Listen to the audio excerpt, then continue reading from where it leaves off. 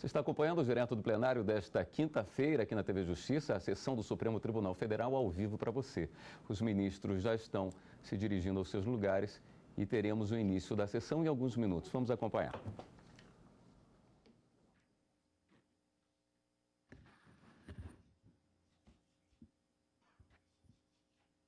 Podemos nos assentar, por favor?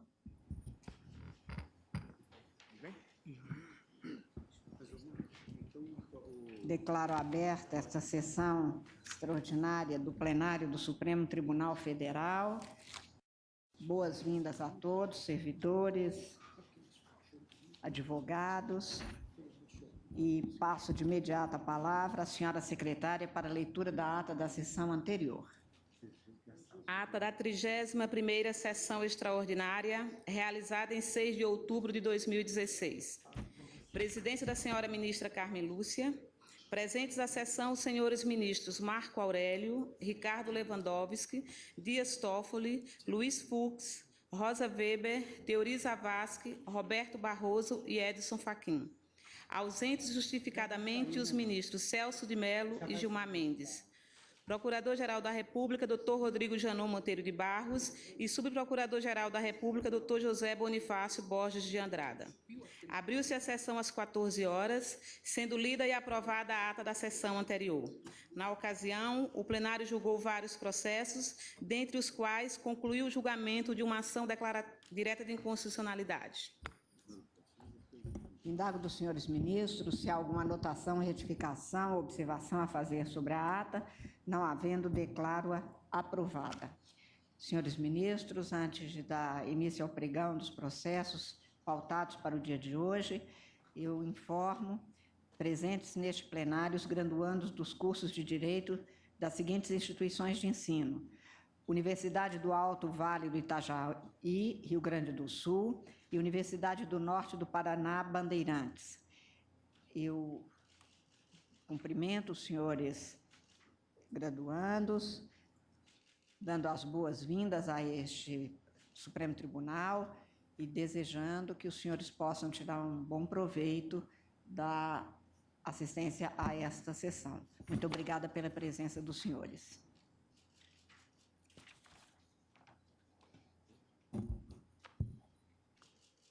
Para julgamento do tema 825 da repercussão geral, apregou da relatoria do ministro Teori Zavascki o recurso extraordinário 912-888, procedente do Rio Grande do Sul, sendo recorrente o Estado do Rio Grande do Sul e recorrido o IACA, como diz, da relatoria do ministro Teori Zavascki. Inicialmente, senhor ministro, eu conferirei a palavra a Vossa Excelência para o relatório, pois haverá sustentações orais. Tem a palavra Vossa Excelência, portanto, inicialmente para o relatório. Está com a palavra. Tarifa, né?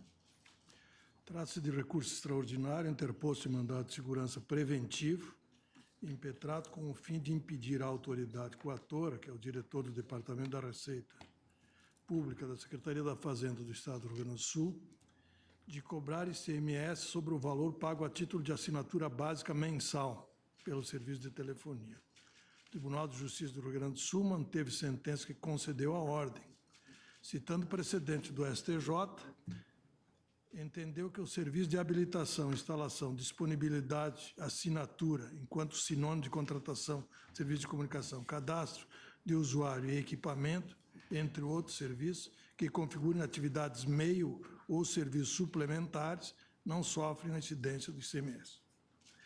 No recurso extraordinário, a parte recorrente sustenta preliminarmente a existência de repercussão geral e aponta a ofensa aos artigos 146, 3A, 155, 2 e parágrafo 2º e inciso 12 da Constituição Federal, pois o pagamento contínuo e permanente do valor denominado de assinatura básica mensal não remunera a atividade preparatória, mas se insere no próprio conceito de retribuição pelo serviço de telecomunicação, dando ao consumidor o direito à sua fruição continuada.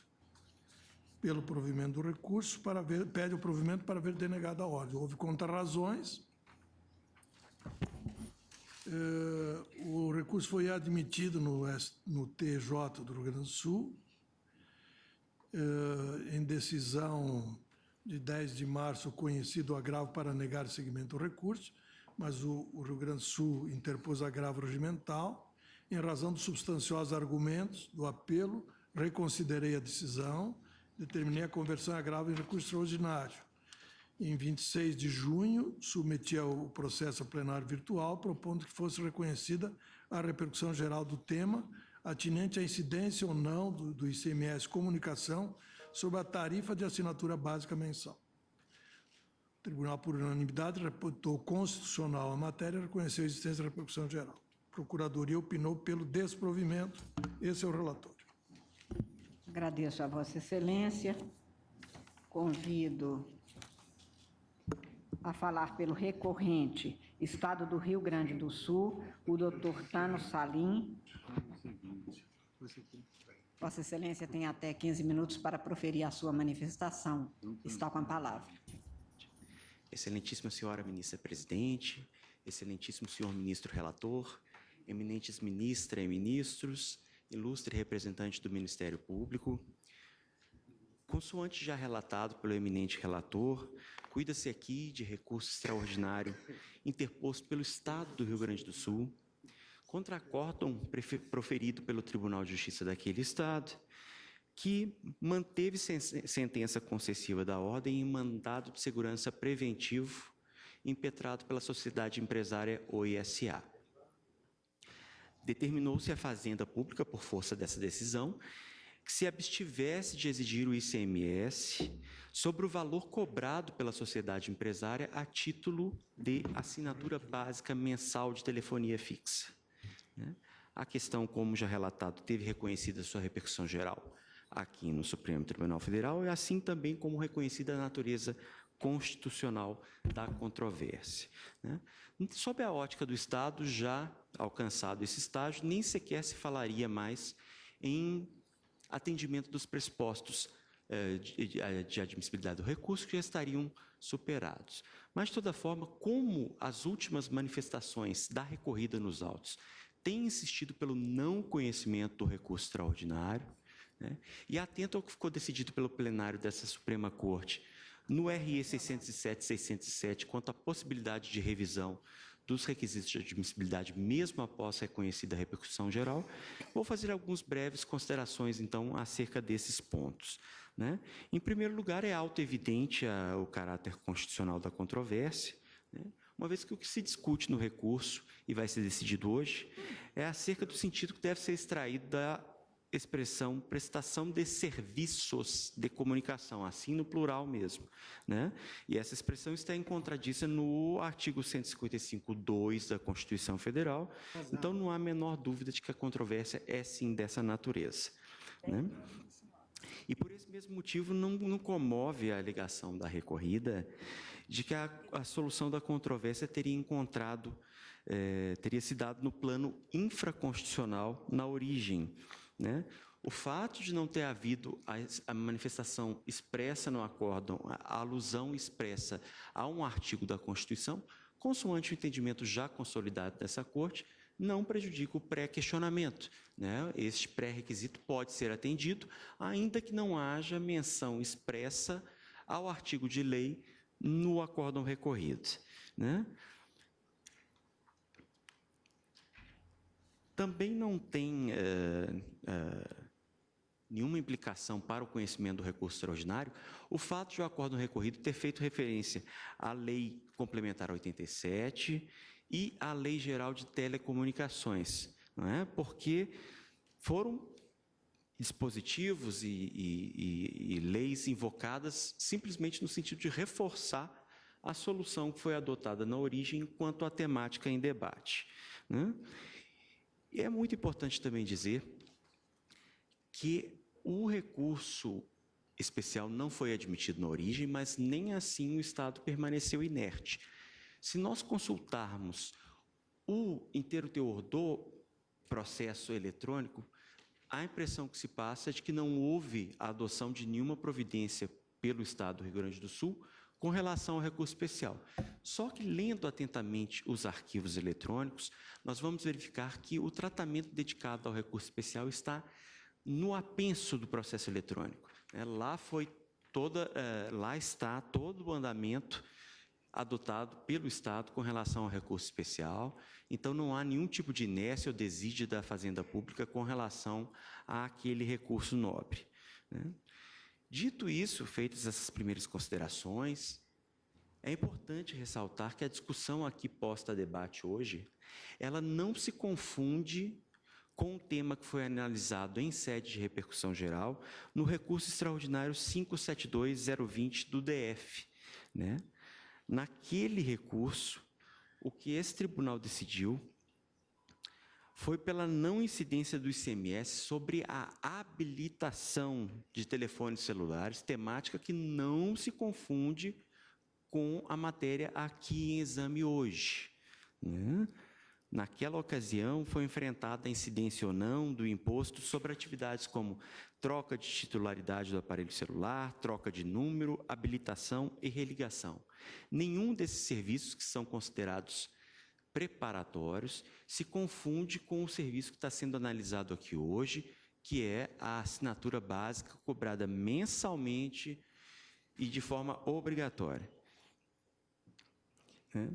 Também no Superior Tribunal de Justiça, e esse é um erro que caracteriza todos os pronunciamentos do processo aqui em debate, tanto a inicial, quanto a decisão concessiva da liminar, quanto a sentença proferida em sequência, o acórdão proferido pelo TJRS e depois a decisão da vice-presidência que não admitiu os recursos especial e extraordinário, todos esses pronunciamentos fazem confusão quanto à matéria aqui discutida e aquela que foi apreciada pelo Superior Tribunal de Justiça em sede de recurso especial repetitivo, né?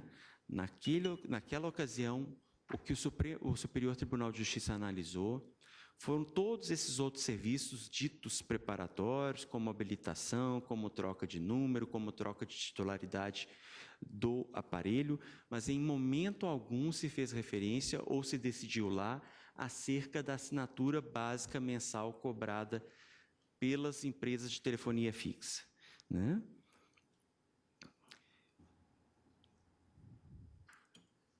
Como dito, naquele julgado, o eminente ministro Teori Zavascki, àquela oportunidade, então, ministro do Superior Tribunal de Justiça, cuidou de diferenciar o serviço preparatório, esporádico e eventual de transferência de titularidade de assinatura da assinatura básica de que se cuida aqui, cobrada mensalmente e de forma contínua do usuário, em contraprestação ao serviço de comunicação. É importante enfatizar essa diferenciação, porque aqui também no Supremo Tribunal Federal, no julgamento do RE-RG 572020, o que se decidiu por maioria, e ficaram vencidos naquela ocasião Suas Excelências o ministro Marco Aurélio e o ministro Ricardo Lewandowski, foi pela não incidência do ICMS apenas sobre as ditas atividades preparatórias. Aqui a situação é diversa, não é?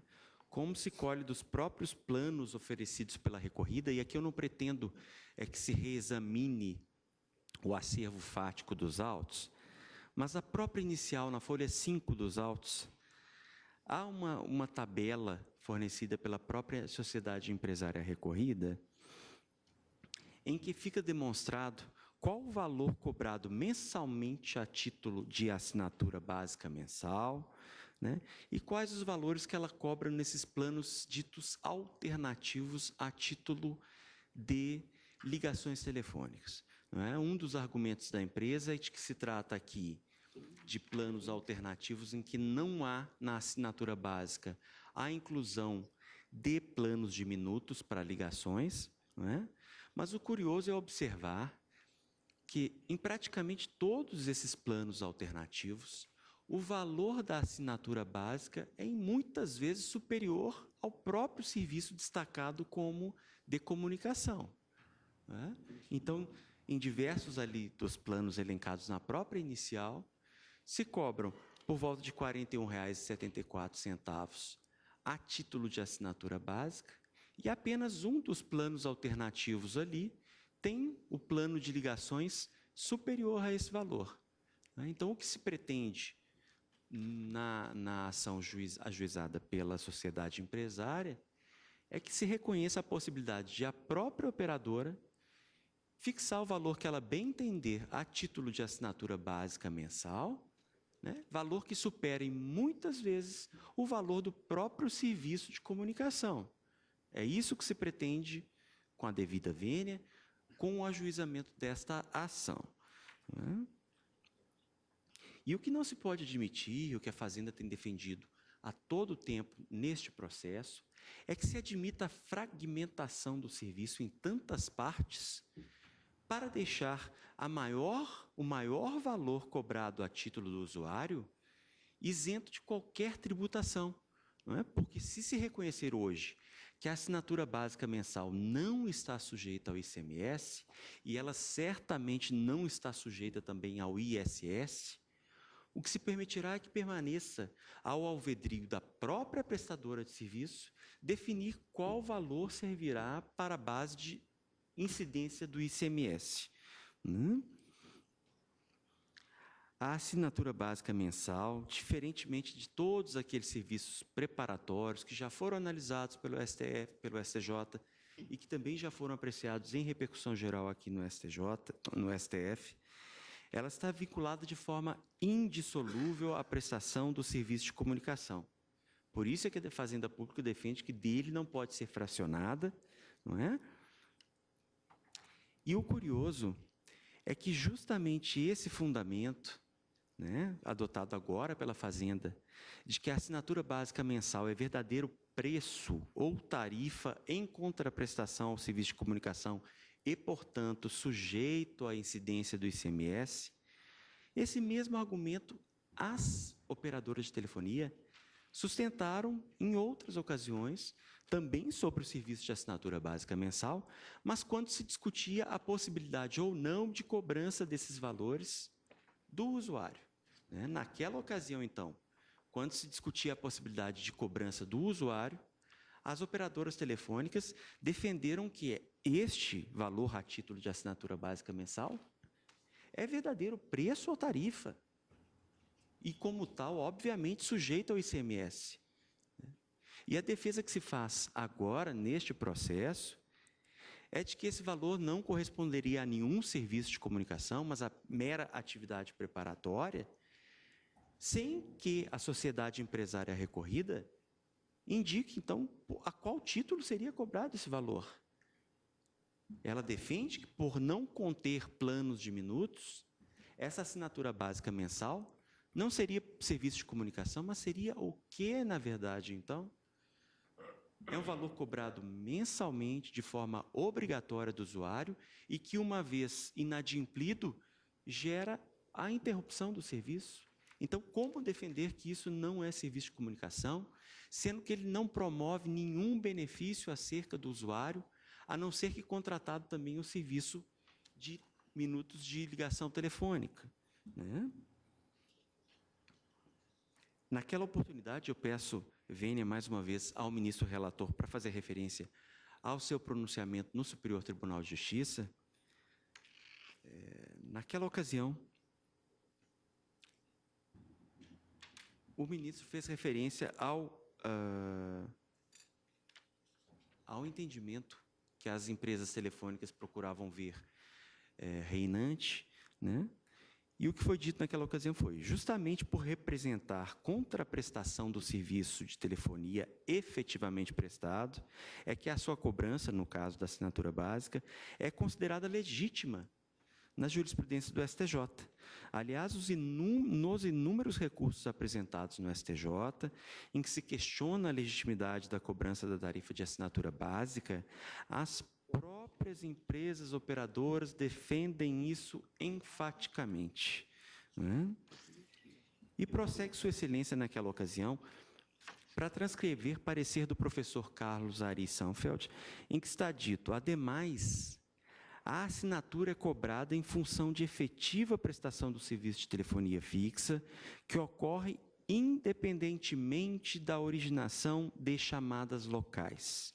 Faz parte do serviço, sendo causa, inclusive, de altos custos para a concessionária, a manutenção de toda a rede física de telefonia local, que proporciona ao usuário a felicidade de estar conectado a toda a complexa rede de comunicações telefônicas. Vendo que o meu tempo já está a se esgotar, eu termino apenas por indicar que o presente recurso teria, no caso de sucesso da tese da sociedade empresária recorrida, uma repercussão da ordem de R$ 1.420 bilhões para a arrecadação do Estado do Rio Grande do Sul. Né? Não quero aqui defender que esses valores sejam um argumento para provimento do recurso do Estado, longe disso, mas são dados que não podem deixar de ser trazidos, e não por conta da dimensão econômica, mas dos serviços que ficariam prejudicados no caso de acolhimento da tese da sociedade empresária recorrida. Não é? Seriam serviços de saúde, de educação, serviços de conservação de estrada, de saneamento básico. Essa é a dimensão que realmente deve ser atentada no caso de definição aqui da solução. Por tudo isso, o recorrente, aqui secundado pelas 12 milhões de almas que estão lá no Rio Grande do Sul e que necessitam desses recursos para ver atendidas as suas necessidades coletivas básicas, pede o provimento do recurso do Estado do Rio Grande do Sul, com a fixação da tese de que incide o ICMS sobre a assinatura básica mensal de telefonia. Muito obrigado pela atenção de Vossas Excelências. Agradeço a Vossa Excelência. Convido, em tempo dividido entre os próprios advogados, o doutor Carlos Eduardo Caputo Bastos, que falará pela recorrida Oi S.A.,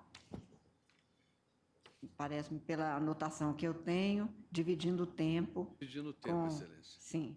Então, Vossa Excelência falará 7 minutos e meio e o doutor André pelos 7 minutos e meio subsequentes. Eu aproveitarei o ensejo, senhora presidente, apenas porque se eu não usar os 7 minutos e meio, que claro, fique para o meu querido... Fica garantido os 15 minutos para os dois.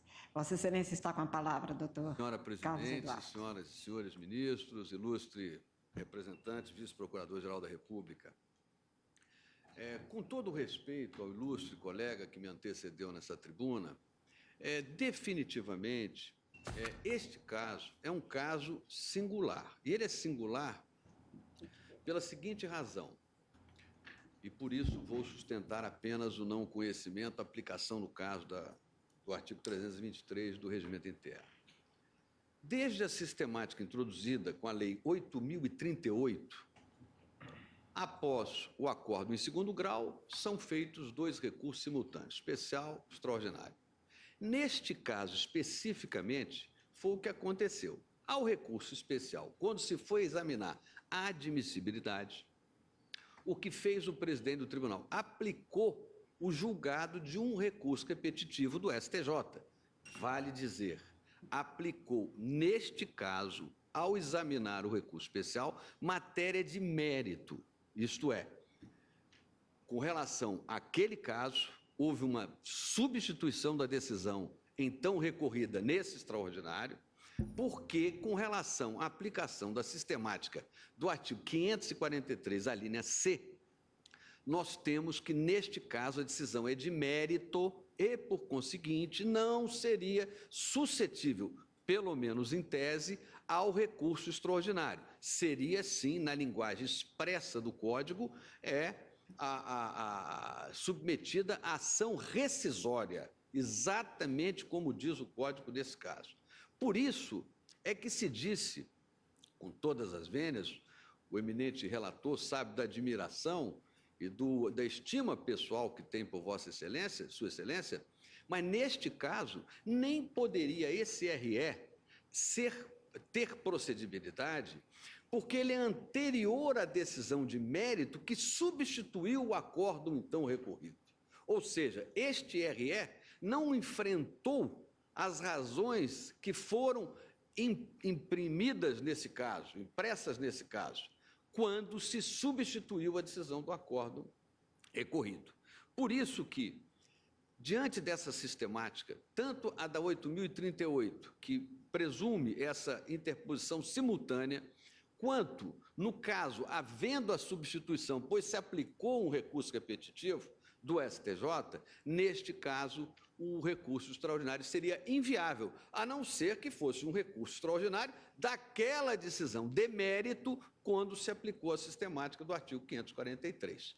Isso tudo vem à baila exatamente pelo seguinte: nós temos que, nesse particular, verificar aonde é que estão a racionale e a holding. Porque, neste caso especificamente, do recurso repetitivo do STJ, que é 1.176.753, com relação a esse recurso repetitivo, houve recurso extraordinário para essa casa. E esse recurso extraordinário foi processado, é o 781841, e aqui, na segunda turma, a unanimidade, manteve-se a decisão do STJ ao fundamento de que tratava-se de matéria infraconstitucional. E por que infraconstitucional? Porque estava em jogo, como está, a mera interpretação do artigo 2º, inciso 3º da Lei Complementar 87, quando trata do conceito de comunicação, aquele estampado no inciso 2 do artigo 155. Por essas razões, senhora presidente, senhoras e senhores ministros, é que se pede, neste caso, o não conhecimento ou o não seguimento do recurso extraordinário. Agradeço a Vossa Excelência. Convido agora.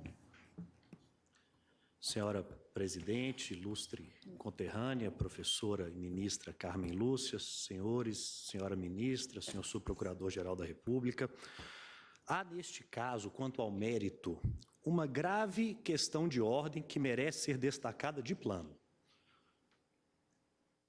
Fala-se muito na tributação da assinatura básica de telefonia.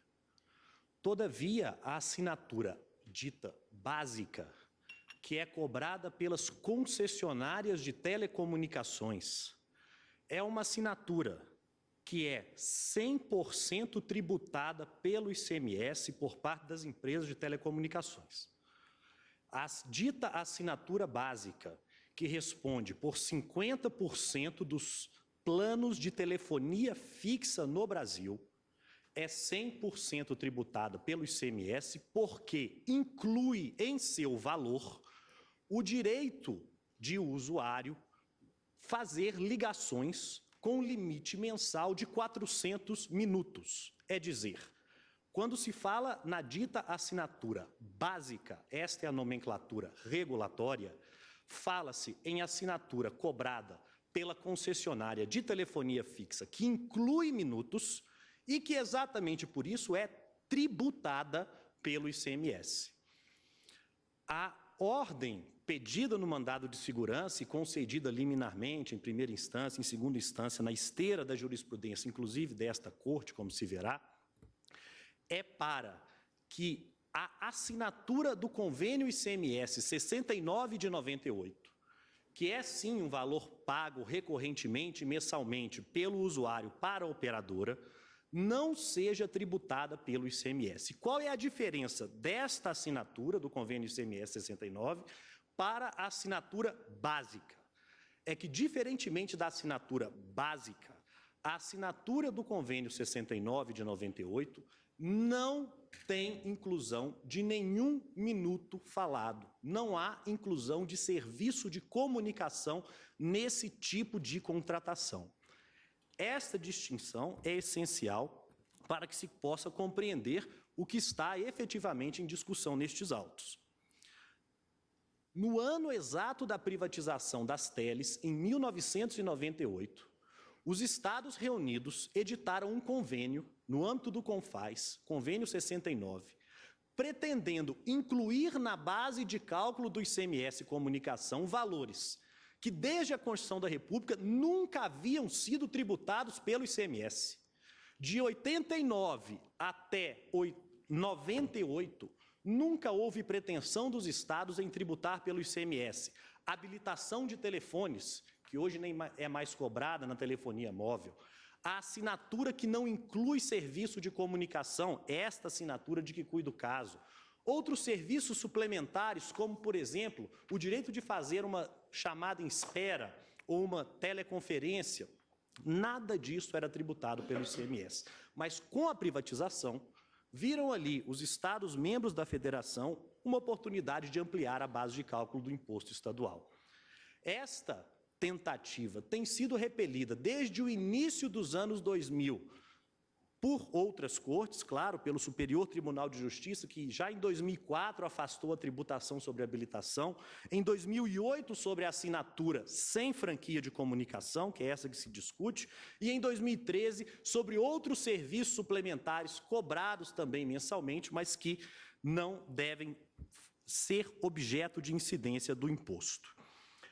Portanto, quando o Supremo Tribunal Federal decidiu, no ano de 2014, no âmbito do recurso extraordinário 572.020, que o convênio ICMS 69 de 98 é inconstitucional, decidindo como um todo para o convênio, apesar de, naquele caso, se tratar, à época, apenas da habilitação do telefone, firmou-se ali a jurisprudência desta casa, que foi posteriormente seguida por dezenas de decisões monocráticas confirmadas por turmas desta casa, de Vossas Excelências, aponto aqui algumas, do ministro Barroso, ministra Rosa Weber, ministro Dias Toffoli, ministro Luiz Fux, há uma do ministro Edson Fachin também, sobre locação de equipamentos de telecomunicação, em que se usou esse precedente, e da senhora presidente, que não conhecia da matéria até então, por entendê-la infraconstitucional. Pois bem, fato é que hoje o que se discute aqui neste caso é a recorrida Oi S.A. em recuperação judicial deve ou não submeter a tributação as suas receitas de assinatura, não a básica. A básica, que inclui serviço de comunicação, é integralmente tributada pela Oi S.A., mas sim as receitas da assinatura que não inclui comunicação. É isso que está em discussão na data de hoje. Para ser breve, e não tomar o tempo de Vossas Excelências, mas como foi mencionado da tributa pelo recorrente, e ciente de que aqui não estamos tratando de fatos neste momento, mas é imperioso fazer o contra-argumento, o valor envolvido nesta causa não me parece relevante. Primeiro, o que se está julgando aqui não é o futuro, é o passado.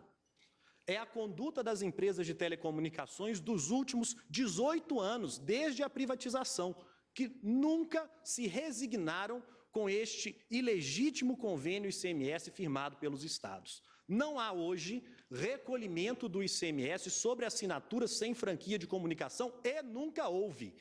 Não há e nunca houve. Portanto, não há que se falar em impacto no caixa. Além disso, laudo que, após os argumentos trazidos pelo recorrente nas peças, foi providenciado e entregue em memoriais a Vossas Excelências pela recorrida, demonstra que, em comparação com o seu faturamento total no estado do Rio Grande do Sul, as receitas de assinatura sem franquia de comunicação respondem por meros 6% do seu faturamento total. 6%, senhoras e senhores ministros. Portanto, não me parece que aqui se esteja diante de um caso com repercussão econômico-financeira relevante. E o valor médio da assinatura sem franquia de comunicação é de módicos R$ 21,00, como demonstrado em laudo técnico entregue a Vossas Excelências, mas, claro, ciente de que esse não é o momento, todavia, como foi trazido extemporaneamente pelo Estado essa argumentação, sentimos-nos no dever de contra-argumentar. E lembro aqui, já encerrando, que o fato de se cobrar a receita todo mês ou não é irrelevante para se dizer que incide ou não o imposto, haja vista que o que vai definir a incidência do imposto, conforme a jurisprudência pacificada desta Corte, do Superior Tribunal de Justiça, e assim observada pelos demais tribunais pátrios desde os anos 2000, é a existência ou não de um processo comunicativo. O tributo é sob prestação de serviço de comunicação. Esta é a dicção constitucional. Deve haver um emissor, um receptor, uma mensagem e um canal de transmissão desta mensagem. Sem esses elementos que são, não do direito, mas da ciência das comunicações, não há comunicação.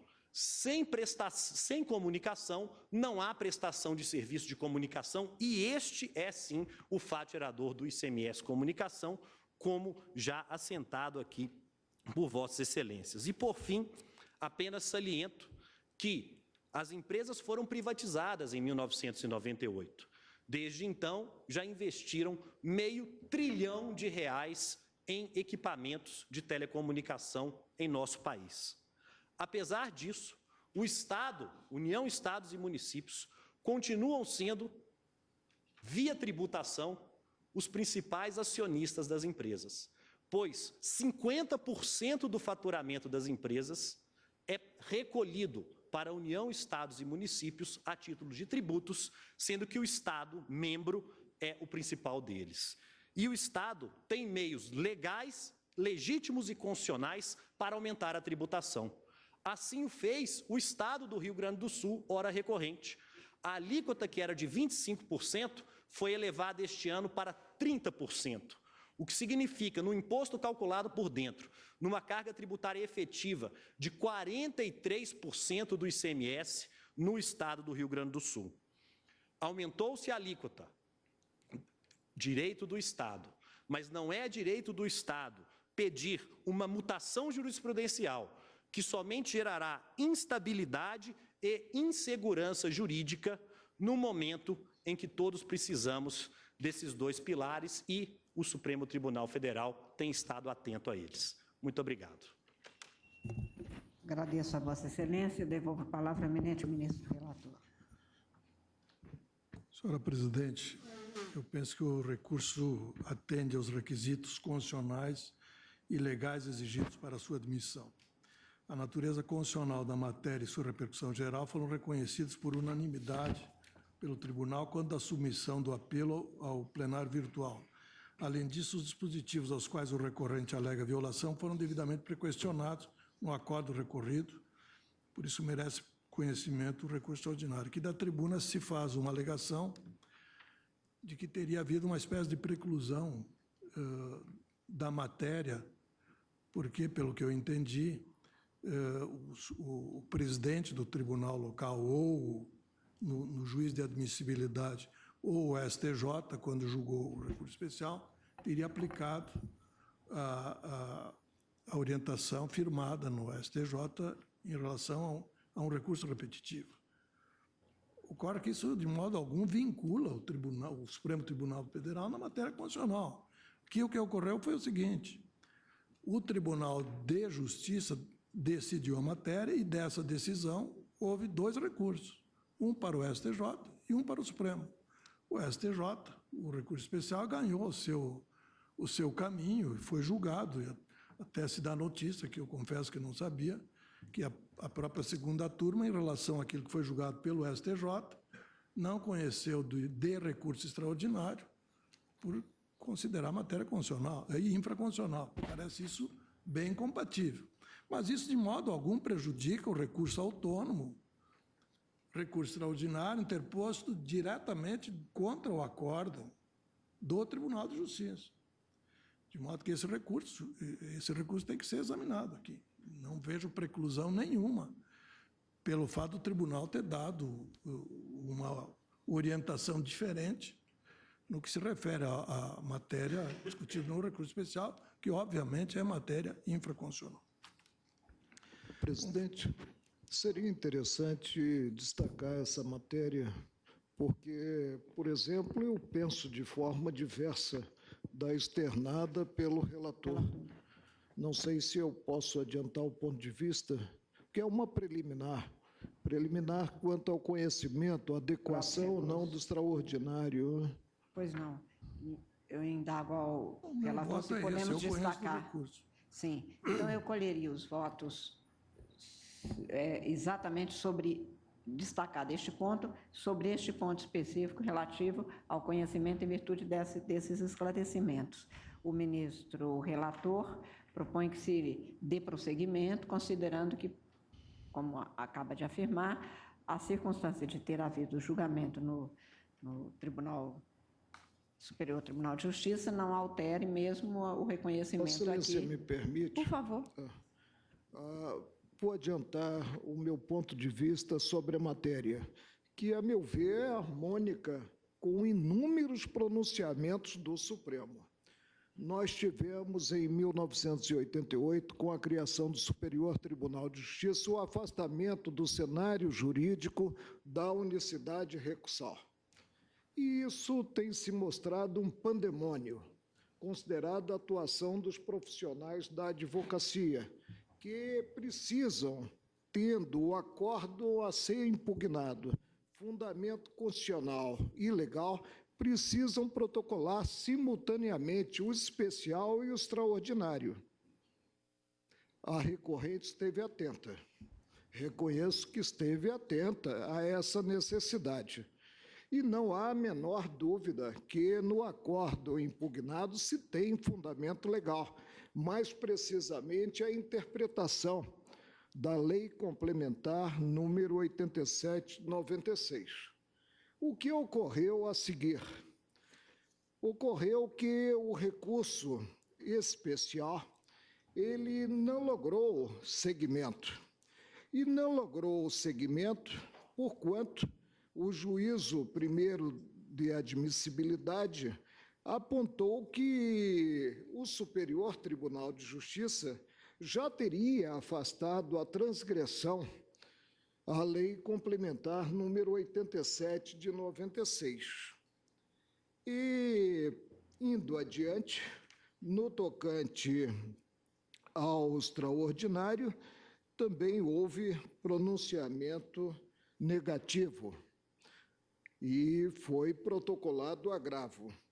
Mas o que fez no tocante à negativa de sequência do especial a interessada? Ensejou a subida da matéria, porque poderia, inclusive, haver a revisão na interpretação da Lei Complementar número 87/96 ao Superior Tribunal de Justiça, não. Não protocolou o agravo para que o Superior Tribunal de Justiça dissesse do merecimento da decisão do presidente, ou quem tenha feito as vezes dele, aqui foi o primeiro vice-presidente, o merecimento do ato, mediante o qual negado o trânsito ao recurso especial. É uma situação em que nós sempre decidimos pelo prejuízo do extraordinário simultaneamente interposto. Ou seja, nós temos jurisprudência no sentido de exigir que nessas situações jurídicas em que há o trancamento do especial, a parte interponha para submeter esse trancamento ao Superior Tribunal de Justiça o agravo. E esse agravo não foi interposto. Então, presidente, adianto o meu voto, reafirmando essa jurisprudência, entendendo que houve realmente o prejuízo do extraordinário. E o fato de nós termos nos pronunciado, eu somei o meu voto ao do relator, quanto à existência de repercussão geral, não implica vinculação e não implica obstáculo ao exame da matéria. Nós temos também reafirmado que o Pleno fica livre para apreciar os pressupostos de recorribilidade do extraordinário, ainda que se tenha ultrapassado o filtro revelado pelo Instituto da Repercussão Geral. Tem o extraordinário, presidente, por prejudicado. Senhora presidente, pela ordem. Por favor. Senhor presidente, o tema de fundo realmente foi julgado pelo Superior Tribunal de Justiça, ainda que sob outro ângulo, mas no sentido de que um serviço acessório, pela própria lei, ela estabelece que não pode criar nenhum outro tributo. Mas a questão não é essa. Isso é uma questão interessante que o ministro Marco Aurélio suscitou, mas que, no meu modo de ver, merece a seguinte interpretação. Realmente, a Constituição de 88 trouxe casos de interposição de recurso especial e recurso extraordinário quando houvesse violação bifronte à legislação infra e à Constituição numa só decisão, e obrigou à interposição dos dois recursos. E disse mais, primeiro vai para o STJ e depois vai para o Supremo. Mas por que primeiro vai para o STJ e depois vai para o Supremo? Porque se a parte tiver atendida a sua pretensão no STJ, torna-se desnecessária a fala do Supremo.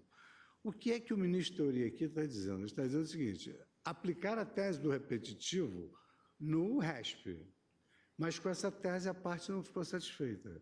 Então, ela tem ainda benefício, interesse em recorrer através do recurso extraordinário, que ela interpusera juntamente com o especial antes dessa decisão de aplicação do repetitivo. E esse recurso extraordinário, ele tem acesso aqui ao Supremo? No meu modo de ver, há um benefício prático de obter-se um resultado diverso do STJ por uma análise da mesma questão sob um ângulo constitucional. Então, muito embora haja essa necessidade de interposição dos dois recursos, o RE para cá só se torna desnecessário quando a parte já obtém um proveito no STJ. Mas se ela não obter o proveito do STJ, fica de pé o interesse no recurso extraordinário aqui no Supremo Tribunal Federal. E aí é uma questão de se analisar se houve pré-questionamento, se o tema de fundo é esse mesmo, sob esse enfoque que as partes sustentaram aqui. Eu também, no primeiro momento, me impressionei com o não conhecimento, mas entendo que, por esse motivo, o fato de ter interposto um RESP, no qual foi aplicada a tese do repetitivo e não obteve êxito, mantém o interesse em recorrer do Estado em relação ao RE, consoante a nossa ótica sobre a matéria tratada constitucionalmente. Agora parece que houve um outro... Eu confesso que não tenho conhecimento e, de qualquer forma, não haveria força vinculante se tivesse ocorrido a prática do ato, né? Não tenho conhecimento do fato de o Superior Tribunal de Justiça haver decidido sob o ângulo dos recursos repetitivos. A alusão que o vice-presidente fez no ato que deveria ter sido atacado mediante agravo para o Superior Tribunal de Justiça, a impropriedade do RESP é única. Assim, estando o entendimento do órgão julgador em sintonia com a jurisprudência do egrégio STJ, não se evidencia contrariedades aos dispositivos legais evocados, razão pela qual também pela via eleita incide o verbete número 83 da súmula do STJ. Essa foi a decisão. Entendeu que o recurso especial estaria a contrariar pronunciamentos do Superior Tribunal de Justiça, o que incumbia, sob a minha ótica e considerada a jurisprudência do tribunal a respeito à parte protocolar o agravo, mas não o fez. Contentou-se com essa decisão. Com isso, o fundamento legal precluiu o fundamento legal do acordo, atacado simultaneamente pelo especial e pelo extraordinário. Senhora presidente, se me permite uma questão de ordem, por gentileza. Indago ao eminente ministro relator se ouvimos... Pois não. Na verdade, vigora no Superior Tribunal de Justiça, como já vigorava à época da interposição do recurso especial, o entendimento de que, uma vez feito pela vice-presidência do Tribunal ACO, uma vinculação equivocada entre a matéria do processo e o recurso especial e repetitivo, o caso não é de interposição de agravo em recurso especial, mas de agravo interno no próprio Tribunal de Justiça. E foi justamente isso que o Estado do Rio Grande do Sul realizou. Tentação quanto à parte jurídica, inclusive, né, mediante pronunciamento, e eu entendia que era constitucional o preceito do Estatuto dos Advogados, segundo o qual o advogado poderia falar após a integrante do tribunal haver emitido pronunciamento a respeito. Já é uma impugnação ao voto que eu proferi. Exatamente. Matéria fática.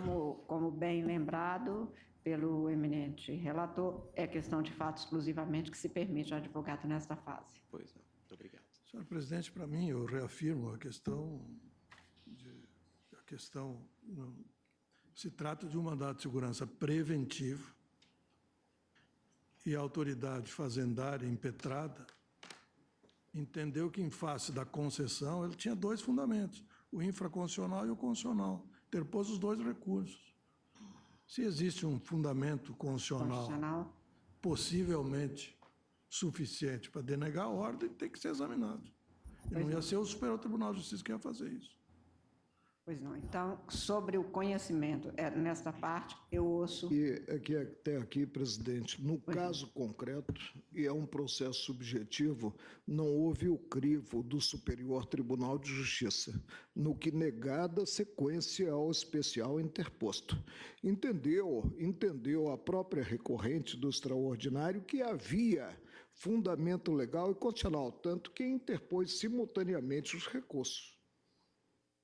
Ouço quanto portanto, a proposta de continuidade do ministro relator, com a divergência já inaugurada pelo ministro Marco Aurélio, ouço o ministro Fachin. Senhor presidente, eu verifico... Sobre este ponto. Muito obrigado. Senhor presidente, eu verifico que no relatório que o eminente relator traz à colação, está registrado que, após a inadmissão do recurso pelo tribunal local, sobreveio o agravo. Inicialmente, o ministro relator conheceu do agravo e negou o seguimento extraordinário e depois, ao receber argumentos que considerou substanciosos no agravo regimental, reconsiderou a decisão e determinou a conversão do agravo em recurso especial. Portanto, o procedimento me parece coerente com a própria atribuição a esta Corte de apreciar matérias de índole constitucional que veiculam pretensão da recorrente para que esse tribunal examine. Então, pedindo vênia a divergência, acompanho o eminente relator. Ministro Roberto Barroso. Presidente, também eu vou pedir vênia ao eminente ministro Marco Aurélio e acompanhar o relator, dentre outras razões, porque nem sempre é singela essa distinção entre matéria infraconstitucional e matéria constitucional. Nós mesmos, aqui no Supremo, temos alguns precedentes em que, por anos, às vezes, em dezenas de casos, nós não conhecemos do extraordinário na crença de que seja matéria infraconstitucional. E depois, em algum momento, por alguma razão, se conhece daquela mesma matéria, o que revela que esta não é uma fronteira muito nítida. E por esta razão, presidente, eu tenho defendido que o critério não deve ser a natureza da matéria, mas sim a relevância da matéria, o critério pelo qual o Supremo seleciona ou não. E por considerar a matéria relevante, eu acho que justifica-se um pronunciamento do Supremo Tribunal Federal. De modo que peço vênia ao ministro Marco Aurélio e aos eminentes advogados que sustentaram com proficiência da tribuna, Dr. Carlos Eduardo Caputo Bastos e Dr. André Mendes Moreira, mas eu estou conhecendo do recurso também. Ministra Rosa Weber. Senhora presidente, eu também, sem embargo da respeitabilidade da tese do eminente ministro Marco Aurélio, entendo que subsiste, sim, no caso, uma questão constitucional que pode ser apreciada por esse plenário. Eu conheço, acompanhando o eminente relator. Ministro Luiz Fux. Relator. Ministro. Vênia divergência, acompanho o relator. Ministro. Senhor presidente, eu também vou pedir vênia ao ministro Marco Aurélio. Eu entendo que a aplicação do recurso repetitivo emanado do STJ não esgotou a matéria. Remanesce ainda o interesse da parte em discutir este RE Esse é um aspecto que me parece importante. O segundo aspecto, que foi levantado agora pelo ministro Barroso e também pela ministra Rosa Weber, parece-me que a tese de fundo, o tema fulcral aqui é importante e merece o exame do plenário. Também peço vênia ao ministro Marco Aurélio, entendendo que há sim relevância e que a matéria relativa à questão constitucional está posta, razão pela qual, quanto a este item específico, proclamo que, destacada para fins de conhecimento, o tribunal concluiu no sentido de dar sequência na forma do voto do ministro relator, vencido no ponto o ministro Marco Aurélio. Vossa Excelência, ministro Teori Zavascki, como relator, continua com a palavra para a sequência do voto.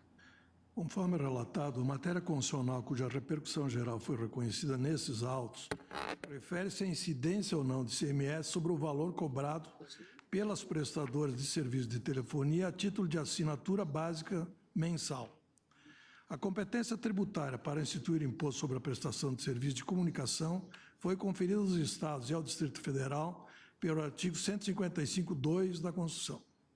No âmbito infraconstitucional, o artigo 2º da Lei Complementar 87 determinou a incidência do ICMS sobre prestações onerosas de serviço de comunicação por qualquer meio, inclusive a geração, emissão, recepção, a transmissão, a retransmissão, a repetição e a ampliação de comunicação de qualquer natureza. Ainda segundo o disposto no artigo, na Lei Complementar 87, a base de cálculo do tributo é, na prestação de serviço de comunicação, o preço do serviço. O convênio ICMS 69 de 98 do CONFAS, por sua vez, alargou consideravelmente a hipótese de incidência do imposto prevista na Carta Magna e na Lei Complementar 87, dispondo em sua cláusula primeira que se incluem na base de cálculo do ICMS, incidente sobre a prestação de serviços de comunicações, os valores cobrados a título de acesso, adesão, ativação, habilitação, disponibilidade, assinatura e utilização dos serviços, bem assim aqueles relativos a serviços suplementares e facilidades adicionais que otimizem ou agilizem o processo de comunicação, independentemente da denominação que lhes seja dada. A legitimidade da incidência do ICMS sobre os serviços arrolados na cláusula primeira do convênio foi apreciada pelo plenário dessa Corte no julgamento do recurso extraordinário 572.020. Relator ministro Marco Aurélio, relator para o acordo ministro Luiz Fux, julgado em outubro de 14, em que se discutia a tributação da habilitação do aparelho móvel. Na ocasião, afirmou-se a orientação de que o tributo não incide sobre serviços preparatórios aos de comunicação, tais como de habilitação, instalação, disponibilidade, assinatura. E aqui a linguagem assinatura utilizada pelo convênio é que tem gerado, às vezes, essas confusões. Cadastro de usuário e equipamento, etc., porquanto tais serviços são suplementares ou configuram atividade meio. Segundo entendeu o Pleno, a Constituição Federal atribui aos Estados e ao Distrito Federal a competência para tributar serviços de comunicação propriamente dito, não cabendo ao legislador, muito menos ao intérprete ou ao aplicador, estender a incidência do imposto ou atividades que antecedem a viabilização ou viabilizam a comunicação.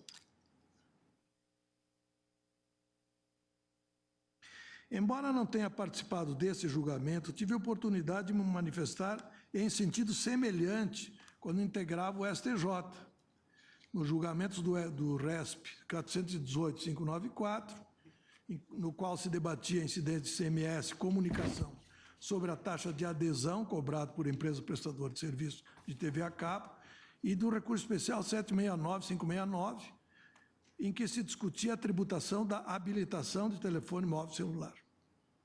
Pois bem, como ressaltei na manifestação pelo reconhecimento da repercussão geral da questão constitucional ventilada no extraordinário, o entendimento assentado no julgamento 572.020 não encontra aplicabilidade no caso em exame, senão a contrário senso. Eu quero deixar isso claro para mostrar que é diferente. Eu mesmo fiz inicialmente essa confusão quando, recebendo aqui o agravo de instrumento, eu neguei segmento, imaginando que se tratasse dessa discussão a respeito desses serviços de adesão, enfim, esses serviços de habilitação, né, objeto do recurso extraordinário 572.020. Mas depois me dei conta, e agora vou tentar demonstrar, que, na verdade, aqui a questão é outra. É que aqui não se busca o afastamento do ICMS comunicação sobre serviço acessório ou preparatório, mas sim sobre a tarifa denominada assinatura básica mensal. Essa tarifa não retribui um serviço episódico e eventual, mas constitui, na verdade, a contraprestação mensal devida pelo usuário de forma contínua e durante todo o contrato, em pagamento do próprio serviço de telefonia que lhe é prestado pela concessionária. Pronunciei-me a esse respeito quando integrava o STJ no julgamento do RESP 754.393. E eu peço licença para reproduzir isso, para demonstrar essa diferença. Não se pode confundir o serviço de assinatura ou de transferência de titularidade da assinatura, referido no convênio 69, que é serviço preparatório prestado pela concessionária, com significado assemelhado de adesão, habilitação, acesso, com a tarifa de assinatura básica mensal aqui tratada.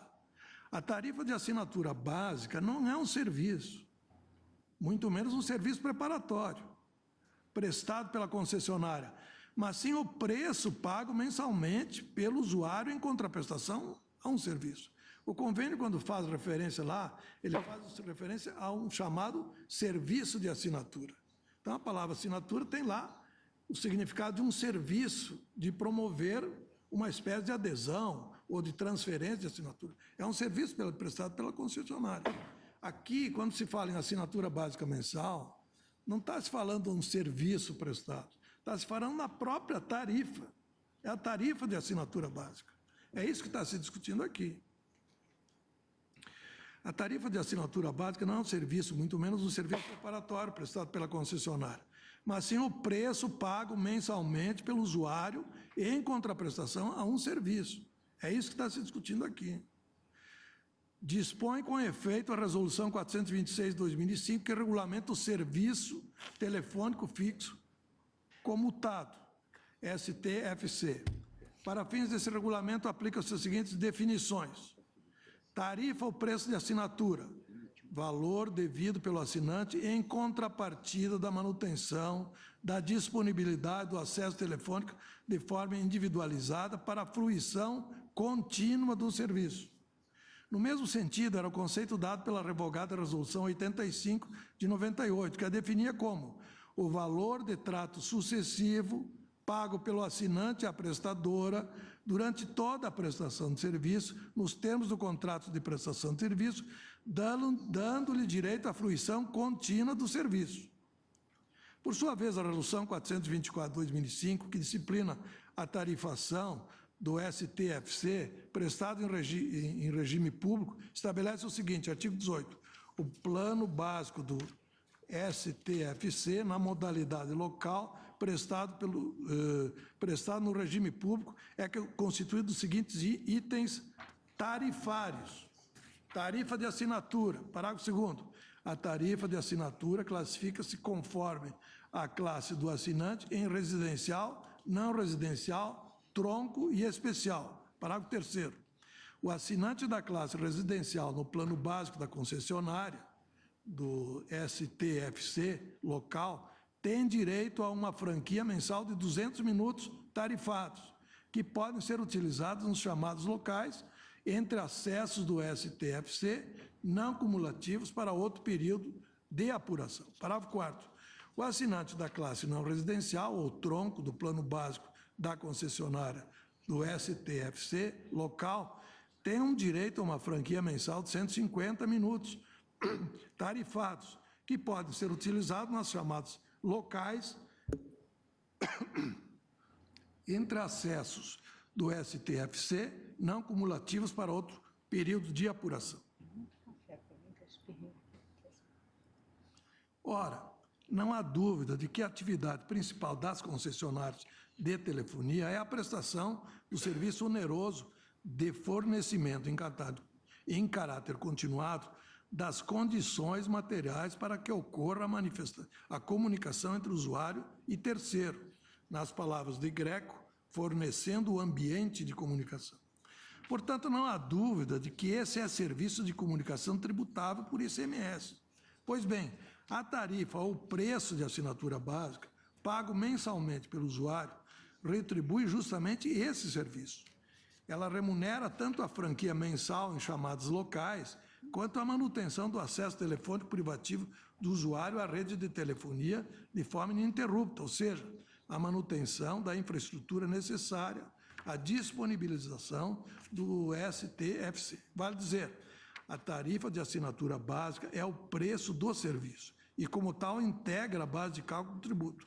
Nada mais ilustrativo desse caráter retributivo que a disposição prevista no parágrafo 2º do artigo 32 da Resolução 426, segundo o qual a prestadora do STFC tem o dever de conceder créditos proporcionais ao valor da tarifa de assinatura e ao período de suspensão do serviço, no caso de o usuário ser prejudicado, com eventual interrupção do acesso à rede de telefonia.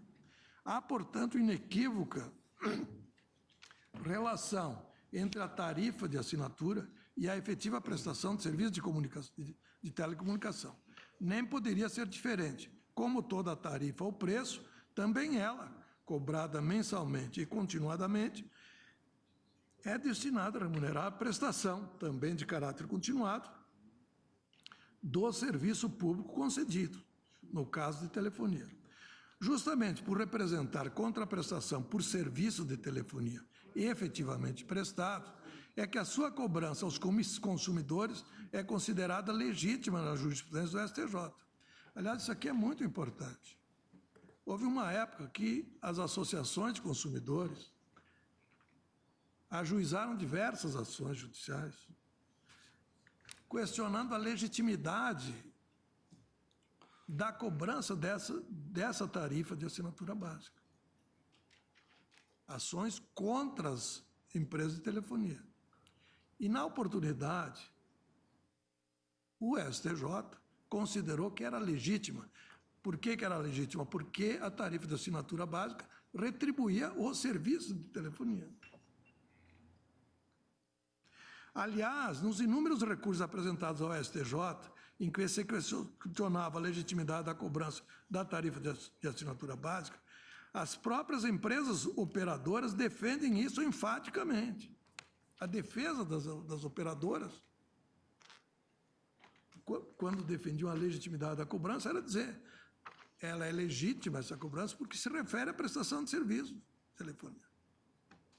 A título exemplificativo e pela autoridade e representatividade dos seus signatários, vale repetir alguns excertos de pareceres por elas apresentados nos referidos processos. Por exemplo, o parecer do professor Carlos Ari Sunfeld, em consulta feita pela Telesp. Diz ele, existe um complexo sistema de redes e equipamentos para conferir ao usuário do serviço de telefonia fixa a possibilidade de originar e receber chamadas. É justamente o custo da manutenção desse complexo sistema que a cobrança de assinatura básica visa remunerar. Aliás, tal finalidade está explicitamente referida no próprio contrato de concessão, que, ao autorizar a cobrança da citada tarifa, indica a razão de fazê-lo, para a manutenção do direito de uso daquele serviço. Ademais, é de se ressaltar que a manutenção do serviço ao usuário constitui, por si só, prestação efetiva desse serviço, ao contrato que faz supor a alegação de abusividade. Não é correta a suposição de que o serviço de telefonia só é prestado quando o usuário realiza uma chamada telefônica. O fato de estar conectado a uma imensa rede de comunicações constitui, indiscutivelmente, uma prestação de serviço. Deveras, o serviço de telefonia local propicia que seu usuário seja acessado por diversas pessoas, inclusive fora da rede de telefonia local. Assim ocorre quando se recebe uma chamada de telefone móvel. de usuários de outros estados da federação e até mesmo de países diferentes. O serviço de telefonia local, portanto, além de ser um meio de comunicação local, constitui uma forma de se tornar acessível ao grande sistema de telefonia existente em todo o mundo. Ou seja, continuo lendo o parecer apresentado pela própria concessionária. A prestação de serviço de telefonia fixa proporciona ao usuário não somente a facilidade de acessar os demais usuários desse ou de outros serviços, como os de telefonia móvel ou situados em outras localidades, mas também lhe proporciona a possibilidade de ser acessado, possibilidade de receber chamadas. É inegável que tudo isso produz um custo às prestadoras, custo que não é suportado apenas quando o usuário origina chamadas locais, cobrados na conta do telefone local por intermédio do sistema de pulsos. Necessário se faz também cobrir os consideráveis custos de manutenção da rede. Rede essa que lhe proporciona a facilidade de estar acessível, de receber chamadas telefônicas de qualquer parte. Este é o benefício que se extrai de ser usuário de serviço de telefonia local, mesmo que não se tenha originado uma chamada local sequer. Ao fixar preço mínimo a ser cobrado mensalmente, assinatura de serviço, o regulador está, na verdade, buscando estabelecer uma quantia que seja suficiente para remunerar os custos envolvidos na manutenção dessa complexa estrutura, bem como de outros custos fixos que permitem a existência de uma rede de telefonia local. Entre esses custos, encontram-se, no caso das concessionárias de telefonia fixa, como a consulente, os relativos à universalização do serviço, isto é, ao seu oferecimento aos usuários não rentáveis e em localidades remotas, bem como os referentes à instalação de telefones de uso público por toda a malha urbana da área de concessão. São obrigações assumidas pelas prestadoras nos respectivos contratos de concessão e que são de extrema relevância social.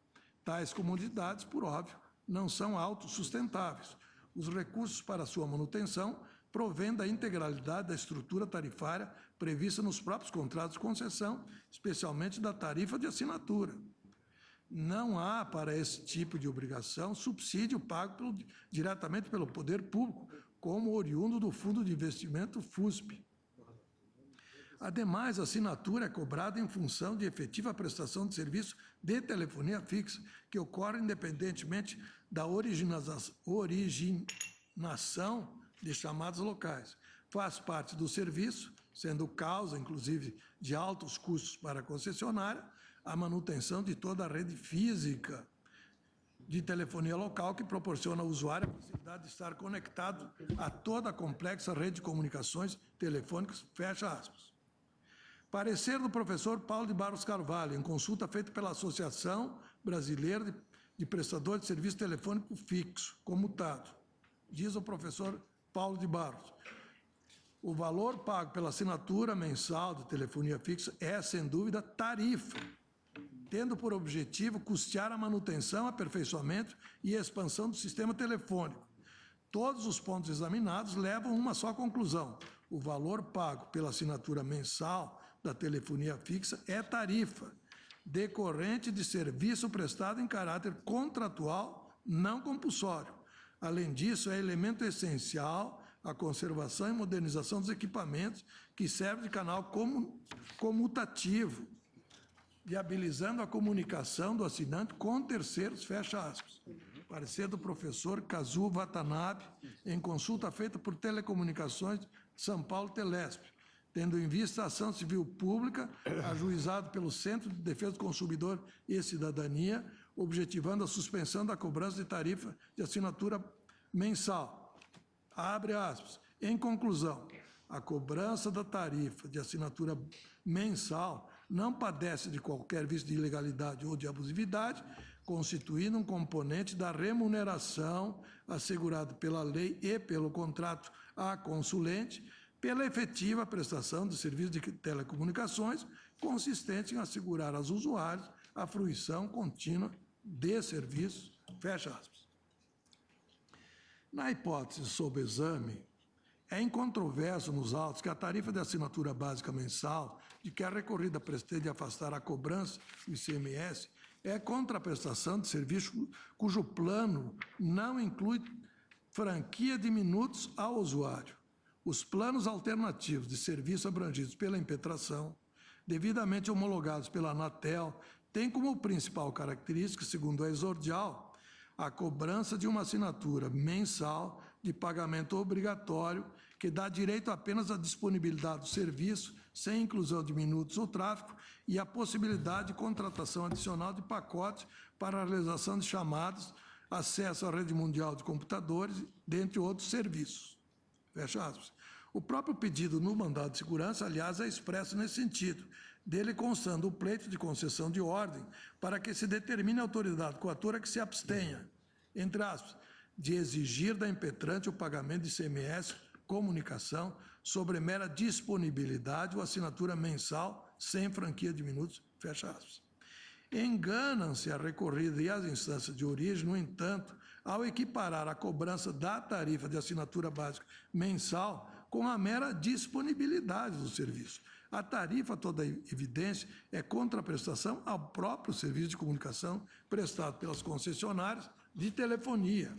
A ausência de franquia de minutos vinculada ao preço cobrado e, portanto, de efetiva comunicação entre o usuário e terceiro são, no caso, irrelevantes e não têm o condão de descaracterizar o serviço remunerado pelo valor da assinatura básica mensal, como o serviço de comunicação propriamente dito, que consiste, na hipótese, no fornecimento em caráter continuado das condições materiais para que ocorra a comunicação entre o usuário e terceiro. Parece que isso ficou claro dos próprios pareceres que as concessionárias apresentaram quando defendiam a tese oposta a respeito da legitimidade dessa cobrança. Afinal, o que a Constituição da República autoriza os Estados e ao Distrito Federal a tributar não é, entre aspas, aqui eu cito Carrasa, não é propriamente o transporte transmunicipal ou a comunicação ou quaisquer outros serviços, mas sim as prestações onerosas desses serviços. É legítima, assim, a incidência de ICMS comunicação sobre o valor pago a título de tarifa de assinatura básica mensal. Entendimento contrário, como bem observa a recorrente, acabaria por atribuir ao plano de serviço elaborado pela Anatel ou pelas próprias prestadoras a possibilidade de definir a base de cálculo do ICMS comunicação, afastando a incidência tributária de determinadas quantias pelo simples fato de serem cobrados dos usuários a título de assinatura básica mensal. O próprio contribuinte, portanto, por ato individual de vontade, teria a faculdade de definir, como bem lhe aprovesse, a base de cálculo do tributo devido, o que, por absurdo, não se pode admitir. Desse modo, a tese a ser firmada, com efeitos de repercussão geral, é a de que, é o que propõe, o Imposto de Circulação de Mercadorias e Serviços, ICMS, incide sobre a tarifa de assinatura básica mensal, cobrada pelas prestadoras de serviço de telefonia, independentemente da franquia de minutos, conferidos não ao usuário. Diante do exposto, eu dou provimento ao recurso, para denegar a ordem. Questão de ordem brevíssima, presidente. Indago do ministro relator, se podemos ouvir na questão de ordem. Matéria de fato, né? Question of fact. A assinatura que foi objeto dos pareceres referidos por Vossa Excelência e que teve sua legalidade questionada no Superior Tribunal de Justiça e afirmada pelas concessionárias é a assinatura básica, ou seja, a assinatura que inclui serviços de comunicação. Portanto, os presidente, pareceres... essa matéria, eu coloquei no meu voto. Ok, muito obrigado. Meu entendimento é o contrário. Agora, pois não. Caberia uma pergunta. Para que é paga a assinatura básica, se não para a prestação dos serviços de comunicação? Os pareceres são enfáticos, os pareceres são claríssimos. Eu estava no STJ, eu sei como foi essa discussão. O que se discutia lá era a legitimidade justamente dessa assinatura que está se cobrando aqui, que está se referindo aqui.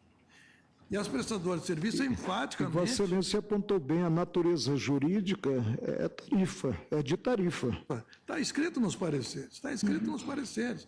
Não se pode querer os dois mundos, o melhor dos dois mundos. Considerar legítima a cobrança porque é serviço e considerar que não incide ICMS porque não é serviço.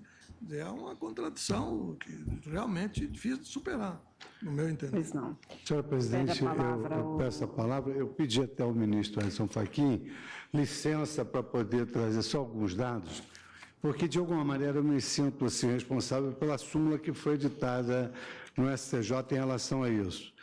Muito embora, aqui já, de maneira sintética, não sei se foi firmado pelo eminente procurador, a Procuradoria da República, ela traz mais ou menos a mesma tese que foi fixada lá no STJ.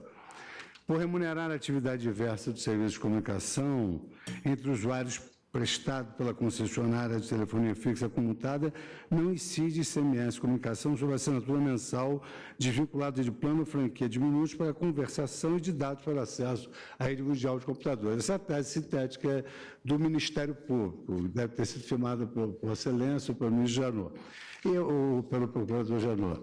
Eu, no Superior Tribunal de Justiça, senhora presidente, eu trouxe alguns elementos que levaram o Superior Tribunal de Justiça a firmar o recurso repetitivo. Eu gostaria só de trazer ao debate, porque acrescenta, porque o direito tributário é uma matéria muito recorrente aqui no Superior Tribunal de Justiça. Eu também participei, juntamente com o ministro Teori, em diversas ocasiões, que nós compunhamos a mesma turma e a mesma sessão.